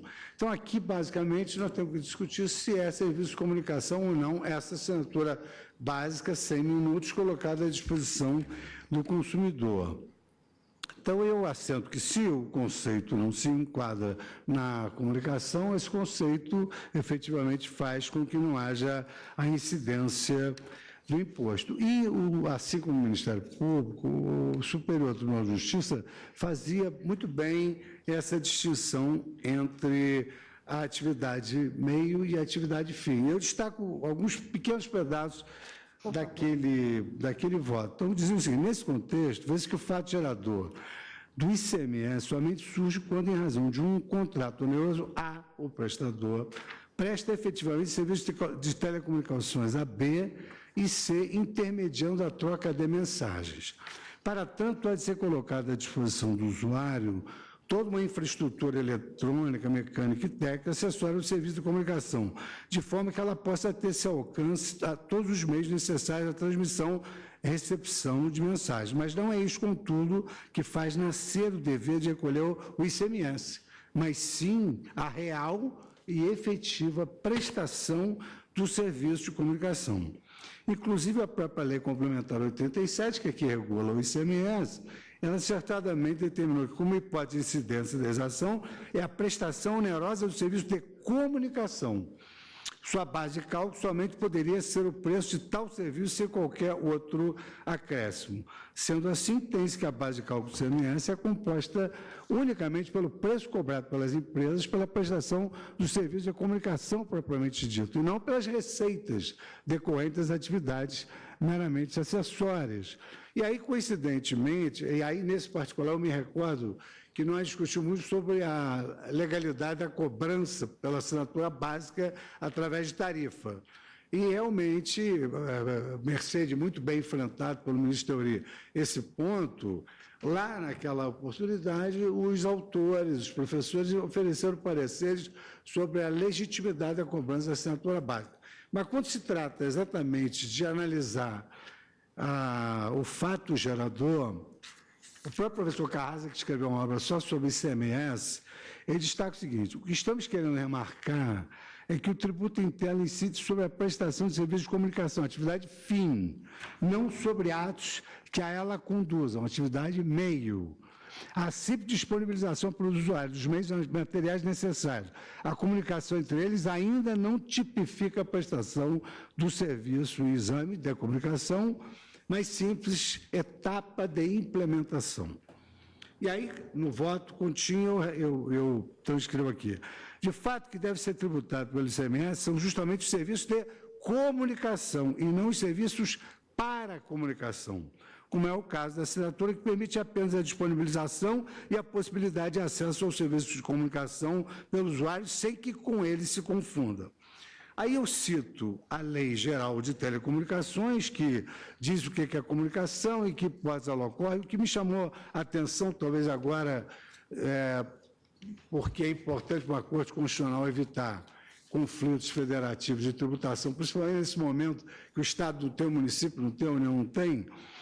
E, por fim, o artigo 61 da Lei Geral de Telecomunicações, ele expressamente prevê a possibilidade de prestação de serviço de valor adicionado pela empresa de telefonia, considerado como aquela atividade que acrescenta um serviço de telecomunicações que lhe dá suporte, com o qual não se confunde, bem como novas utilidades relacionadas ao acesso, armazenamento e apresentação e movimentação de informações. Agora aqui, tanto no caput do dispositivo quanto em seu parágrafo primeiro vem expresso, serviço de valor adicionado não constitui serviço de telecomunicações. Então, a Lei Geral de Telecomunicações deixa claro que esses serviços suplementares não são de comunicação. Eu destaco ainda, senhora presidente, egrégia Corte, ilustre representante do Ministério Público, que a Lei Complementar 87 foi clara quanto à ocorrência do fato gerador do ICMS Comunicação. E a Lei Geral também dispôs suficientemente sobre esse aspecto. Artigo 63.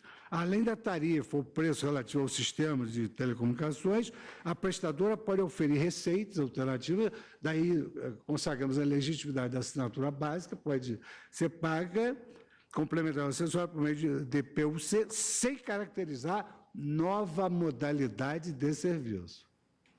Pois bem, e aqui ao final, isso aqui que me chamou a atenção, mais recentemente, a prestação de serviço é uma atividade de interesse regulamentada pela Anatel. E a Anatel, inclusive, com relação aos planos alternativos que podem ser oferecidos, ela regulou no artigo 49 o seguinte: as prestadoras de serviço devem submeter seus planos alternativos à aprovação prévia da agência. Aí assenta que atente para o fato, isso é uma informação que veio da Anatel, atente para o fato de que se está tratando aqui exclusivamente da assinatura básica mensal sem franquias, pois havendo a inclusão de minutos dentro do plano de assinatura, por óbvio, haverá a prestação de serviço de comunicação. Aí eu digo que a questão não é nova e assento talvez aqui que seja um dado importante para a nossa Corte enfrentar. Eu digo que não é a primeira vez que o Supremo não qualifica como serviço de comunicação, porque já dito que a empresa de telefonia possa prestar aluno de serviço, é preciso que ela mantenha uma infraestrutura, mas isso não é em si comunicação. É para custeio da sua infraestrutura que a concessionária cobra os respectivos valores a título de assinatura básica mensal do usuário do serviço, ainda que nenhuma ligação seja feita ou nenhuma mensagem seja enviada. Aí que vem. Tais valores, inclusive, por corresponder a serviços não previstos no artigo 155(2) da Constituição Federal, estão dentro do campo da incidência municipal. Aliás, está em trâmite no Senado Federal o substitutivo número 15, 2015, da Câmara dos Deputados, oriundo do PL 386, que altera a Lei Complementar 116, para incluir dentro do fato gerador do ISS a disponibilização de conteúdo de áudio, vídeo, e por texto e por meio de internet. Então, na verdade, eu já destacava e estou destacando aqui, porque esse é um problema que o Supremo pode enfrentar, fica evidente assim que o Estado do Rio Grande do Sul está na iminência de invadir a competência municipal para a tributação de atividades conexas ao serviço de comunicação, mas que com o serviço não se confundem. E aí também é possível fazer um paralelismo entre a habilitação, que nós já julgamos, e colocação da assinatura básica à disposição.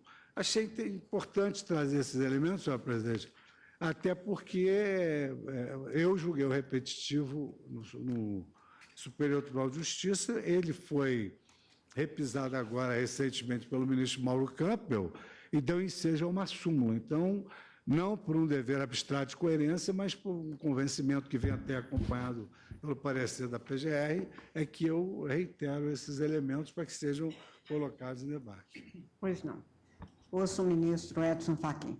Senhora presidente, eminentes colegas, eminente relator, ministro Yuri Zavascki, me permito também, subscrevendo a saudação que o ministro Barroso já houvera feito, cumprimentar os ilustres advogados e procurador de Estado que brindam esta corte com as suas sustentações orais eu houvera, senhora presidente, preparado uma declaração de voto, que trago e juntarei aos autos, e nessa declaração de voto, que preparei antes de aurir a conclusão e os fundamentos do ilustre ministro relator, e ao seu final, eu já houvera indicado que é de todo conveniente, nessa hipótese, distinguir a assinatura como serviço de contratação da assinatura mensal básica, que é, na verdade, essa tarifa cobrada periodicamente a título de permitir que o serviço fique disponível.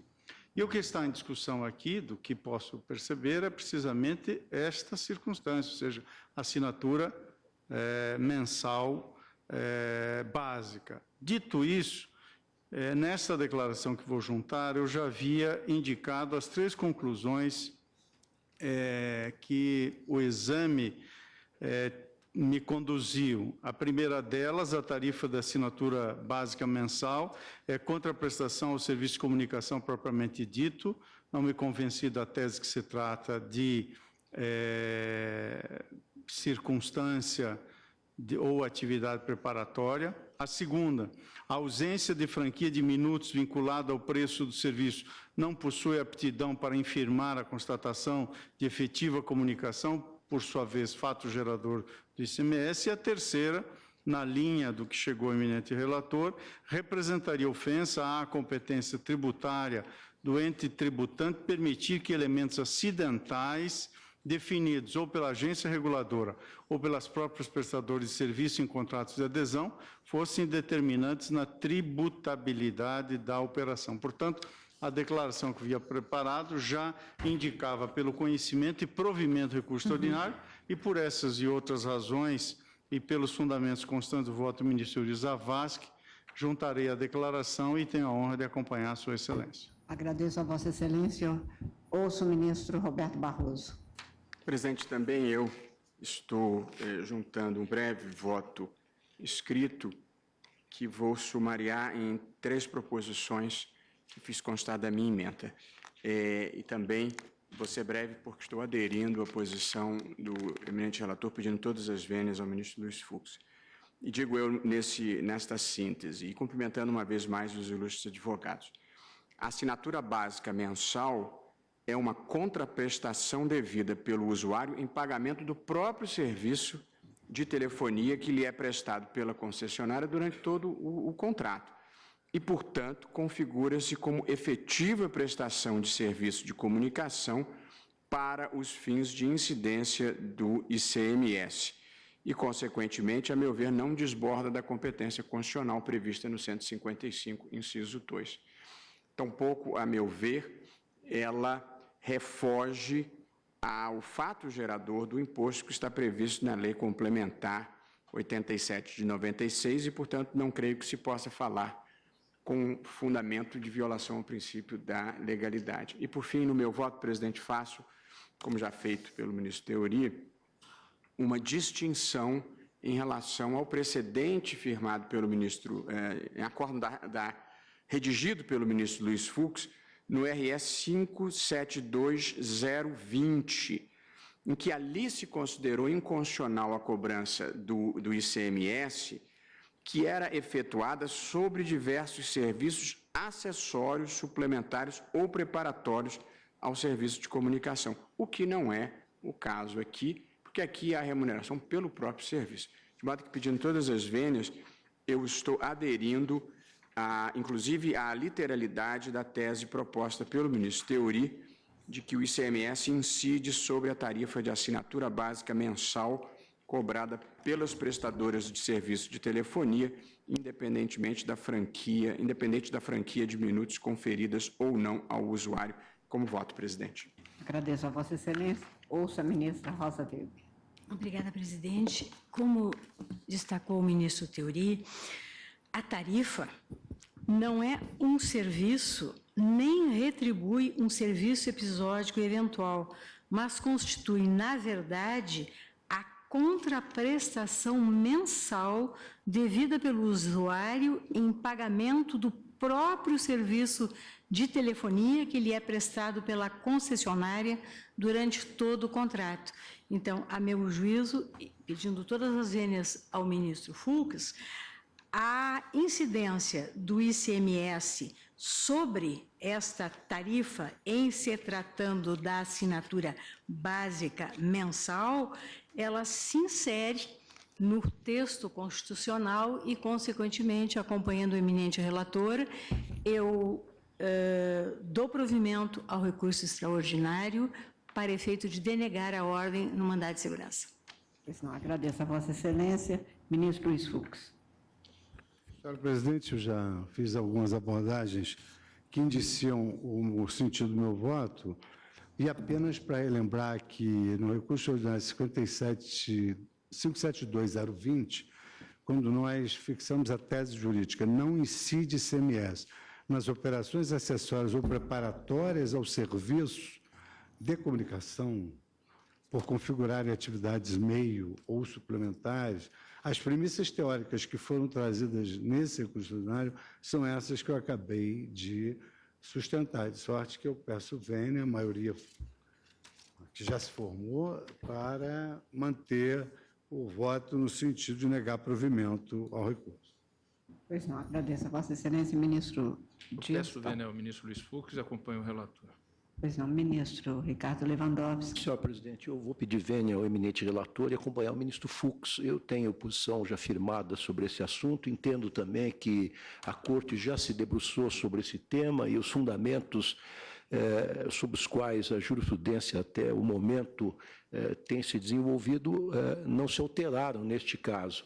Eu penso que o serviço prestado pela concessionária a título de assinatura independe do serviço propriamente dito de comunicação, porque a manutenção de equipamentos, não obstante possibilite a intercomunicação de usuários, é mantida de forma permanente, ou seja, antes, durante e depois da referida intercomunicação.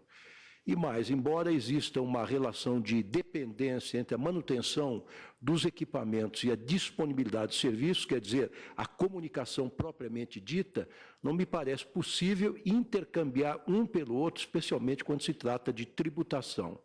Eu lembro também, com a devida vênia, que a Constituição Federal prevê para a cobrança do ICMS como substrato fático e econômico a própria comunicação.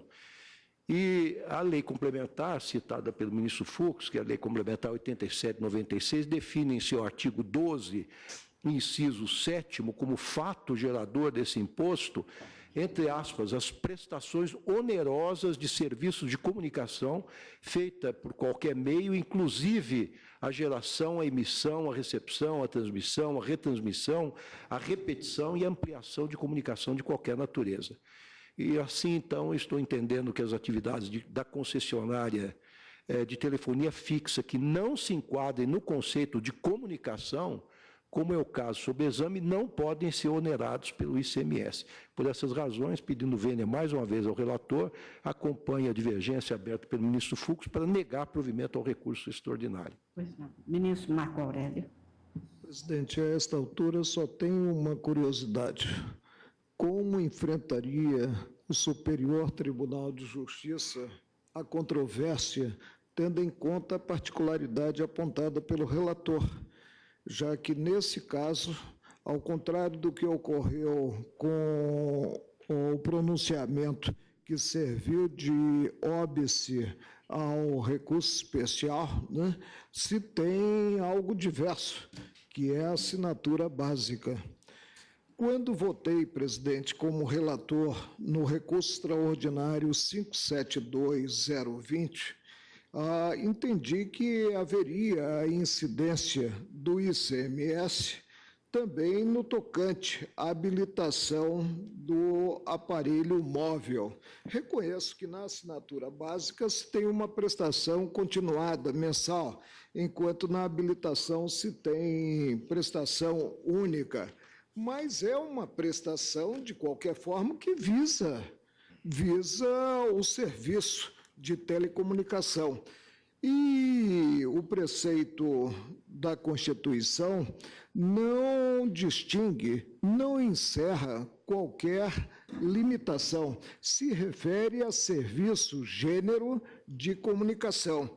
Mais ainda, a partir do que se contém na carta, veio a Lei de Telecomunicações, e ela é expressa ao definir serviço de comunicação. É o conjunto de atividades que possibilita a oferta de telecomunicação. No parágrafo 1º se tem telecomunicação é a transmissão, emissão ou recepção por fio, radioeletricidade, meios óticos ou qualquer outro processo eletromagnético de símbolos, caracteres, sinais escritos, imagens, sons ou informações de qualquer natureza. A mais, qual é a natureza em si, natureza jurídica da parcela? Assinatura básica, né? É uma tarifa satisfeita por aquele que tem à disposição o serviço de comunicação, quer acione ou não esse serviço de comunicação. Eu mesmo recebo na minha residência contas em que há assinatura básica, e como não gosto muito de falar ao telefone, nem minha família, né, não tenho nem acréscimo quanto a esse valor. Para que é pago? Foi a pergunta que eu fiz. A assinatura básica é justamente para que o assinante tenha acesso ao serviço de comunicação. E estou certo, presidente, que na fixação do valor dos impulsos se levou em conta para se ter um valor menor quanto aos impulsos, o que satisfeito em termos de assinatura básica. Reafirmo a ótica que exteriorizei quando proferi voto no 572020, fui relator, sendo designado para redigir o acordo do ministro Luiz Fux, quanto à incidência desse tributo. Não me cabe distinguir onde o texto constitucional não distingue. Estou acompanhando o relator e não há incoerência no que votei no sentido do prejuízo do extraordinário para prover o recurso e indeferir a ordem. Também eu agradeço a Vossa Excelência e também eu vou pedir vênia a divergência para acompanhar o ministro relator, até porque analisei em meu voto a circunstância de termos decidido o recurso extraordinário 57-2020, agora mencionado mais uma vez pelo ministro Marco Aurélio, e do qual ficou redator para o acordo o ministro Luiz Fux. Entretanto, me parece que a diferença que foi realçada pelo ministro relator, pelo ministro Theory, é exatamente de que aqui se discute ser ou não um serviço de comunicação sujeito à incidência do ICMS, a assinatura básica sem franquia de minutos. E, portanto, aqui se tem a circunstância que gera a conclusão, na minha compreensão, do que observou o ministro relator, ou seja, temos aqui, como, aliás, muito bem lançado pela Procuradoria-Geral da República, uma situação na qual esta assinatura desvinculada de planos não determinaria, aliás, que foi diferentemente no sentido do desprovimento que pronunciou, no sentido de que se desvincularia. E o que nós chegamos à conclusão é exatamente em sentido contrário, razão pela qual, pedindo vênias mais uma vez ao ministro Luiz Fux e ao ministro Lewandowski, eu também acompanho o ministro relator, provendo o recurso e, portanto, em conclusão, denegando a ordem de segurança pedida. E proclamo o resultado, recurso provido nos termos do voto do relator, cuja tese, ministro, Vossa Excelência enunciou e está aqui posto no voto, se posso fazer a leitura. A tese a ser firmada, com os efeitos da repercussão, seria de que, aspas, o imposto de circulação de mercadorias e serviços, ICMS, incide sobre a tarifa de assinatura básica mensal cobrada pelas prestadoras de serviço de telefonia, independente da franquia de minutos conferida ou não ao usuário. É o que se tem aqui, certo? Indago os senhores ministros se põem de acordo com esta tese apresentada pelo relator. Vencido no mérito, eu acompanho. Eu também. Acredito exatamente nesse tipo de prática. Vencido no mérito, eu concordo que a tese apresentada reflete fielmente o que foi descrito pelo plenário. Senhor presidente, eu queria chamar a atenção que é muito importante nós fixarmos essas teses, como temos feito, porque o novo Código ele dá um valor extraordinário às teses fixadas pelo Supremo, no sentido de estabelecer um estado de decisis horizontal e vertical. Então, sempre que puder, a proclamação do resultado no sentido de provimento faz acompanhar pela tese nos termos apresentados pelo eminente ministro relator. Senhores ministros, o próximo feito da pauta, que é o recurso extraordinário 593-849, é da relatoria do ministro Edson Fachin, e eu proponho a vossas excelências, em razão do horário, que nós ouçamos o relatório de vossa excelência e façamos um intervalo regimental e, na sequência, ouviremos as sustentações orais e o voto com o consequente julgamento a ser efetuado, apenas para cumprirmos os horários e ganharmos tempo. Então, apregou para julgamento o recurso extraordinário 593-849, procedente de Minas Gerais, como disse da relatoria do eminente ministro Edson Fachin, sendo recorrente Paraty Petróleo Limitada e recorrido o Estado de Minas Gerais, como a Miss Cúria, vários estados da Federação. Vossa Excelência, portanto, tem a palavra para o relatório, após o que faremos a interrupção para o intervalo e, na volta, ouviremos as sustentações orais.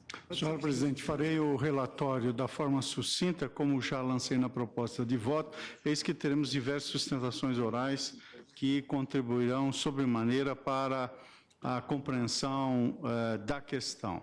Digo sucintamente que se trata de recurso extraordinário com repercussão geral reconhecida, interposto em face de acordo do Tribunal de Justiça do Estado de Minas Gerais, cuja ementa transcrevo no relato e apenas reproduzo o trecho, qual seja, só é devida restituição ou complementação do imposto pago na hipótese de não realização do fato gerador no caso de substituição tributária progressiva, possuindo a base de cálculo do ICMS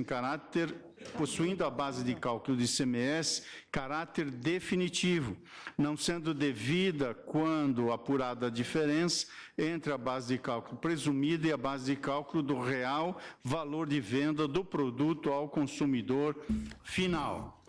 Digo ainda que no recurso ordinário, interposto como fundamento na letra A, inciso 3 do artigo 102 da Constituição Federal, aponte-se a violação dos parágrafos 2º e 7º, inciso 4º do artigo 150 do mesmo texto constitucional. Nas razões recursais, sustenta-se que a não realização do fato gerador presumido abarca, nas palavras da recorrente, abarca tanto a hipótese em que o fato material não se realiza, quanto a hipótese de eventual saída de mercadorias por preço inferior àquele que serviu de base de cálculo para o imposto. Alega-se ainda que o ICMS é um imposto não cumulativo por expressa determinação constitucional, o que impede, em última análise, que a base de cálculo estimada pela Fazenda Estadual seja superior ao preço pelo qual foi efetuada a operação, sob pena de se proceder um verdadeiro confisco, o que é terminantemente vedado pela Carta Magna. A primeira vice-presidência do Tribunal Estadual admitiu o recurso em decorrência do preenchimento de todos os requisitos processuais. E aqui, nesse tribunal, em 17 de setembro de 2009, o Tribunal Pleno afetou a matéria à sistemática da repercussão geral, nos termos que aqui reproduzo, consoante lavra nesse recurso extraordinário do ministro Ricardo Lewandowski, que sucedi, para minha honra, na relatoria deste feito. A Procuradoria-Geral da República opinou pelo provimento do recurso extraordinário. E o eminente ministro Ricardo Lewandowski, que, como disse, foi meu antecessor nessa relatoria, admitiu as seguintes entidades e organizações na condição de amigos da Corte, Instituto para o Desenvolvimento do Varejo, o Distrito Federal, estados do Acre, Espírito Santo, Piauí, Rondônia, Bahia, Roraima, Amapá, Santa Catarina, Mato Grosso do Sul, Rio Grande do Sul, São Paulo e Pernambuco, além da União. Em 18 de junho do ano pretérito, recebi os autos conclusos por substituição da relatoria, sendo que indiquei para a pauta, senhor presidente, em outubro do ano pretérito, e esta é a síntese que faço em sede do relato. Agradeço a Vossa Excelência e, portanto, suspendo a sessão pelos 30 minutos regimentais, determinando então nosso retorno para as 16 horas e 25 minutos.